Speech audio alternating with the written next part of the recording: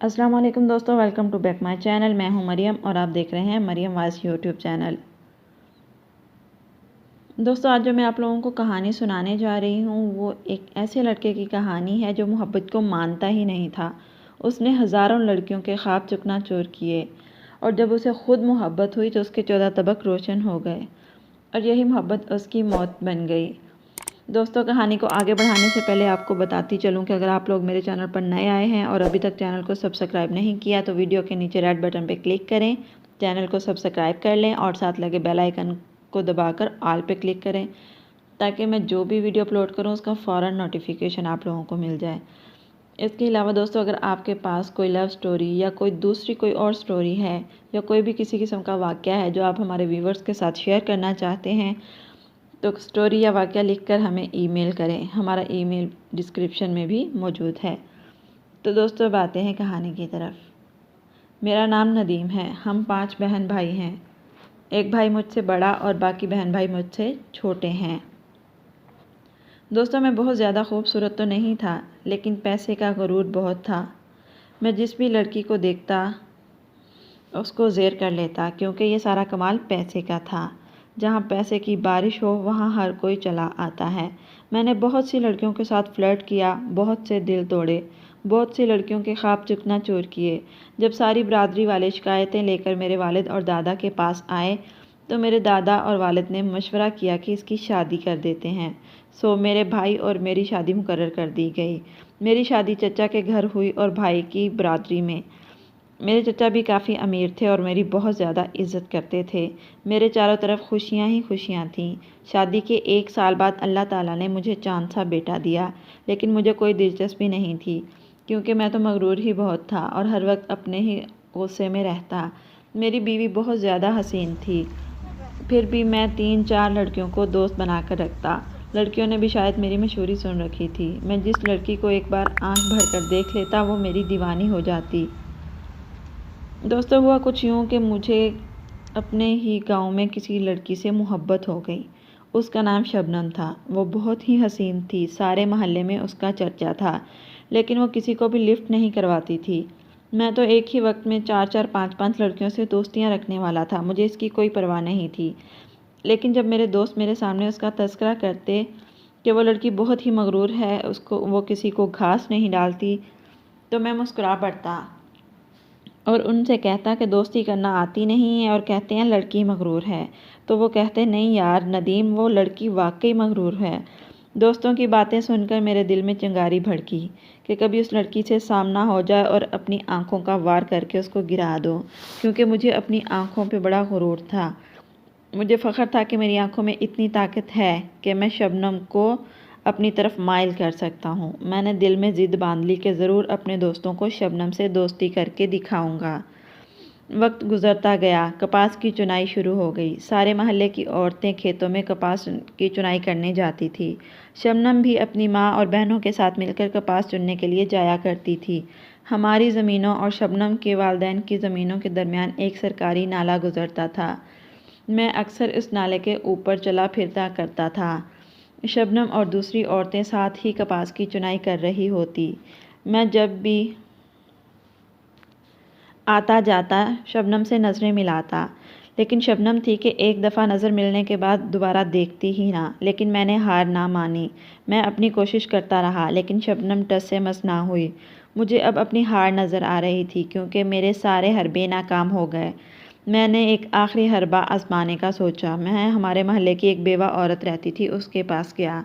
मैंने उसको जाकर कहा कि मासी, मुझे आपसे एक काम है। तो मासी ने पूछा क्या? मैंने मासी को बताया कि मुझे नूर जमाल की बेटी शबनम से प्यार हो गया है और मैं ज़िद कर चुका हूँ। मैंने अपने दोस्तों के साथ शर्त भी लगा ली है, लेकिन शबनम मुझे घास नहीं डालती।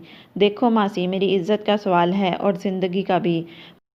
मासी सोच में पड़ गई। कुछ देर बाद मुस्कुराकर बोली, ठीक है, मैं उसे तुम्हारा पैगाम दे दूँगी कि छोटे साहब को तुमसे इश्क हो गया है। तो मैंने कहा, नहीं नहीं मासी, आपने ये नहीं कहना, बल्कि आपने उससे पूछना है कि नदीम उसे कैसा लगता है। तो मासी ने कहा, ठीक है। मैं अगले दिन मासी के घर गया तो मैंने मासी से पूछा कि शबनम ने मेरे बारे में क्या कहा है। तो मासी ने जवाब दिया कि जब मैंने शबनम से पूछा कि नदीम कैसा लड़का है تو شبنم نے کہا کہ ایسے ہی آوارہ گرد ہے، ہر حسین لڑکی پر نظر رکھتا ہے، صبح مجھے بھی ترچھی نظروں سے دیکھتا تھا، میں تو بمشکل ہی سنبھلی، پتہ نہیں اس کی آنکھوں میں کیا کشش ہے، ہر دیکھنے والے کو اپنی طرف کھینچ لیتا ہے۔ اگلے دن صبح 8 بجے کا وقت تھا۔ میرا محبوب سبھی عورتوں کے ساتھ اس نالے پر گزر رہا تھا، میری بے چینی بڑھنی شروع ہو گئی۔ عورتیں ایک ایک کر کے گزرتی رہیں، جب میرا محبوب گزرنے لگا تو میں نے کچھ پرواہ نہ کی، اس کی آنکھوں میں آنکھیں ڈال دی، جب آنکھوں سے آنکھوں کا ٹاکرا ہوا تو بے اختیار مسکرا پڑا، جواب میں وہ بھی دھیرے سے مسکرا پڑی۔ میں خوشی سے جھوم اٹھا، میں نے سوچا ندیم اب تم جیت گئے ہو۔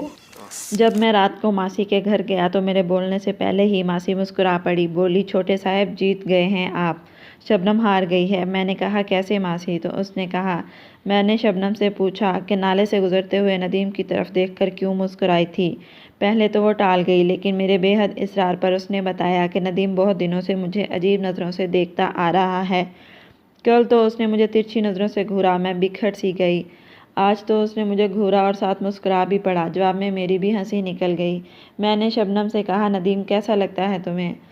مجھے لگتا ہے کہ وہ تمہیں پیار کرنے لگا ہے، جواب میں شبنم نے کہا ماسی اچھا تو لگتا ہے، لیکن مجھے دکھ ہے اس بات کا کہ میری منگنی تو ہو چکی ہے۔ شبنم نے مجھے کہا کہ ماسی میرا ایک کام نہیں کرو گی؟ میں نے کہا کیا؟ تو شبنم نے کہا کہ ندیم سے کہنا میرا پیچھا چھوڑ دے اور اسے کہنا کہ شبنم اور تم کبھی ایک نہیں ہو سکتے، اس کا خیال دل سے نکال دو۔ پھر میں نے ماسی کو ایک موبائل اور سم لے کر دی اور ماسی سے کہا کہ یہ شبنم کو دے دینا اور اس سے کہنا کہ ایک دفعہ مجھ سے بات ضرور کرے۔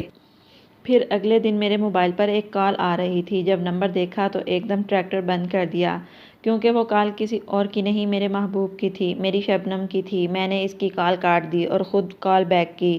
شبنم نے فوراً یس کر لی اور کہا ہیلو، آگے سے کوئی آواز نہ آئی۔ میں نے دوبارہ کہا ہیلو تو دھیمی سی آواز آئی، جی ندیم صاحب کیا بات کرنا چاہتے ہو؟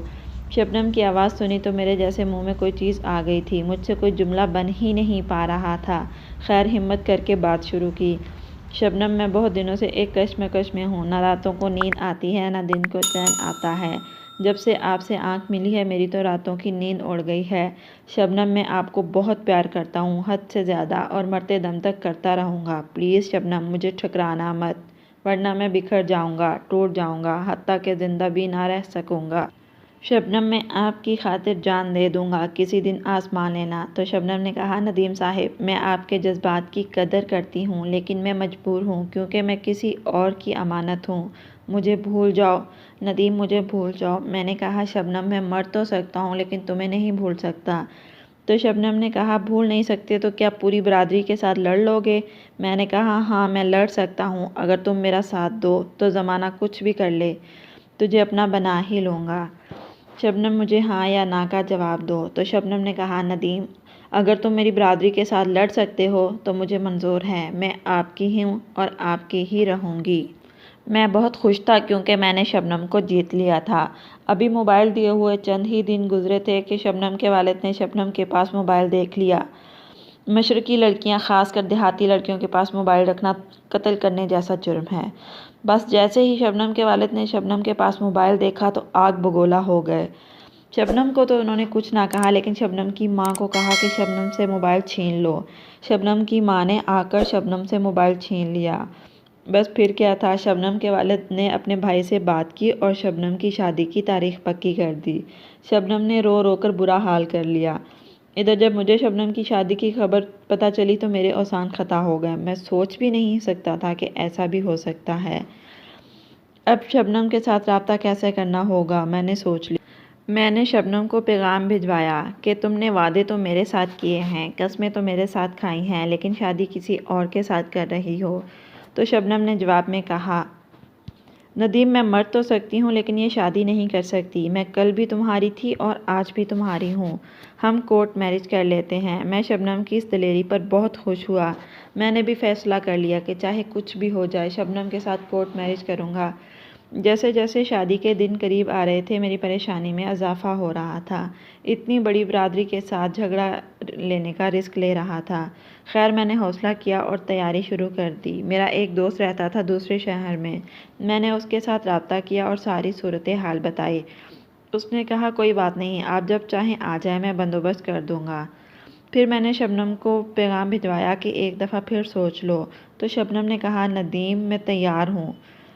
جب ساری بات کنفرم ہو گئی تو میں نے پیغام بھجوایا کہ شبنم آج رات ہم نے جانا ہے، میرے شہر والے دوست نے ہمارا بندوبست کر دیا ہے، وہ کراچی میں ہے۔ آخر وہ دن آ گیا جس دن ہم نے گھر سے جانا تھا۔ میں آج سارا دن اداس تھا، کبھی اپنے چاند سے بیٹے کو دیکھتا جو صرف 2 سال کا تھا، تو کبھی اپنی بیوی کو دیکھتا۔ ان کو کیا خبر تھی کہ کیا ہونے والا ہے۔ میری بیوی نے آ کر پوچھا ندیم کیا بات ہے، کچھ پریشان لگتے ہو۔ میں خاموش رہا، اسے کیا بتاتا۔ تقریباً رات 10 بجے کار ڈرائیور نے مجھے کال کی کہ چھوٹے صاحب کیا پروگرام ہے۔ میں نے ڈرائیور سے کہا آ جاؤ۔ اس کے بعد ہم نے شبنم کو اپنے ساتھ لیا اور کراچی کی طرف روانہ ہو گئے۔ آخر ہماری منزل آ گئی، ڈرائیور ہمیں چھوڑ کر واپس آ گیا۔ وہ لوگ بہت اچھے تھے، انہوں نے ہماری خوب خدمت کی۔ جس شخص کے گھر ہم رہ رہے تھے اس کی طرف کسی نے کال کی اور کہا کہ ان کو کہیں نکلنے نہ دینا۔ اس شخص کی بیوی نے سن لیا، وہ بہت اچھی تھی۔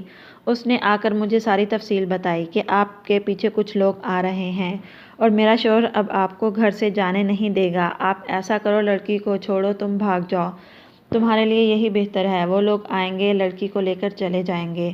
میں نے کہا میں کیسے بھاگوں؟ اس نے کہا کہ تم میرے شوہر کو کہو کہ میں سامنے والی دکان پر ایزی لوڈ کروانے جا رہا ہوں، وہ سمجھتا ہے کہ تمہیں کسی بات کا پتہ نہیں، وہ تمہیں اجازت دے دے گا، آگے تمہاری مرضی۔ میں نے اس کی بات مان لی اور اس کے شوہر کو کہا کہ بھائی میں ذرا دکان پر جا رہا ہوں لوڈ کروانے، تو کیا آپ کو بھی کروا دوں؟ اس نے کہا ہاں 50 روپے کا مجھے بھی کروا دو۔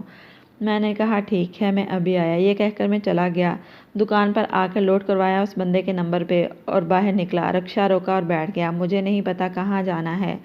میں نے کہا مجھے بس اسٹینڈ جانا ہے۔ اس نے مجھے بس اسٹینڈ پر اتار دیا۔ میں گاڑی میں بیٹھا اور واپس اپنے شہر آ گیا، لیکن گھر نہیں گیا بلکہ کسی دوست کے پاس چلا گیا۔ میرے چچا وغیرہ آئے اور لڑکی کو لیا اور ہراساں کے حوالے کر دیا۔ بات ختم ہو گئی، لیکن رنجش تو بدستور قائم تھی۔ آج 15 دن ہو گئے میں گھر نہیں گیا بلکہ اپنے ایک دوست کے پاس گاؤں چلا گیا۔ شبنم کے چچا اور ماموں لوگ کہتے کہ ہم ندیم کو فائر مار دیں گے۔ ایک رات میں اپنے موبائل پر گانے سن رہا تھا، ایک انجانے نمبر سے مس کال آئی۔ میں نے فوراً بیک کال کی۔ یہ میری عادت تھی کہ جیسے ہی کسی نمبر سے مس کال آتی میں فوراً کال کرتا۔ اب بھی میں نے فوراً کال کی۔ آگے سے کوئی اور نہیں، میرے دل کی ملکہ، میرے خوابوں کی رانی شبنم تھی۔ اس نے کال یس کرتے ہی رونا شروع کر دیا۔ میں نے بہت سمجھایا شبنم میری بات تو سنو۔ وہ کہتی نہیں، میں تمہاری بات نہیں سنوں گی، تم بہت بزدل ہو، فراڈیے ہو، دھوکے باز ہو، نہ جانے کیا کیا کچھ کرتی رہی۔ دوستو کچھ عرصے کے بعد ندیم کو شبنم کے خاندان والوں نے مار دیا۔ دوستو کیسی لگی کہانی؟ کمنٹ باکس میں ضرور بتائیں۔ پسند آئے تو اسے لائک کریں، شیئر کریں۔ اور دوستو ایک دفعہ پھر آپ سے کہتی چلوں کہ اگر آپ لوگوں کے پاس کوئی کہانی، کوئی سٹوری، کوئی واقعہ ہے جو آپ ہمارے ویورز کے ساتھ شیئر کرنا چاہتے ہیں تو ہمیں لکھ کر ای میل کریں۔ Thanks for watching.